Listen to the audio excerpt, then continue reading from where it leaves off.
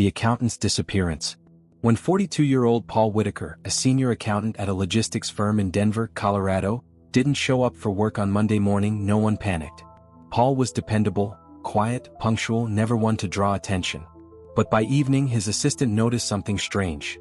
His work laptop was still online, and an encrypted email had been sent from his account at 2:47 a.m., long after he should have been asleep. By Tuesday, his car was found abandoned near Red Rock Canyon, doors locked, keys missing. Inside, his briefcase, a thermos of cold coffee, and a file labeled Keller Holdings. No one had heard from Paul since.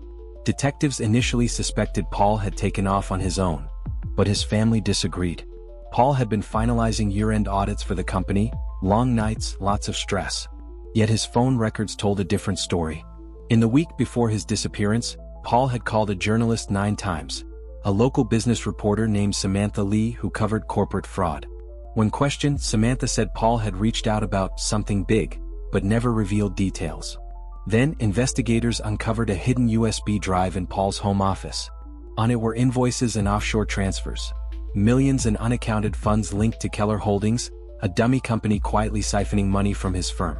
Paul had discovered it, and he was getting ready to expose it. Detectives traced Keller Holdings back to Richard Garrison, the firm's charismatic CEO.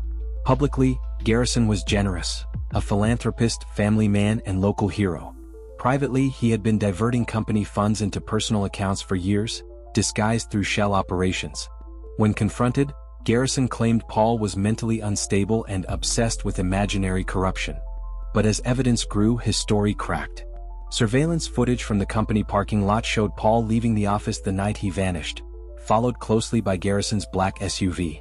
Weeks later, police received an anonymous tip, a cabin owned by Garrison's company accountant in rural Wyoming. Inside they found Paul's glasses, a blood-stained shirt, and a broken wristwatch stopped at 3:11 a.m. But there was no body. Forensics matched the blood to Paul, but without a body, murder couldn't be proven. Garrison resigned, citing stress and false accusations, and vanished overseas before charges were filed. Then, nearly a year later, hikers discovered skeletal remains 10 miles from that cabin. Dental records confirmed it was Paul Whitaker. Though authorities named Richard Garrison the prime suspect, he was never caught.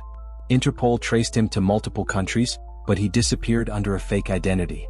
Paul Whitaker's death was officially ruled a homicide, but the case remains open. His sister later told reporters, Paul didn't chase danger. It found him, because he tried to do the right thing.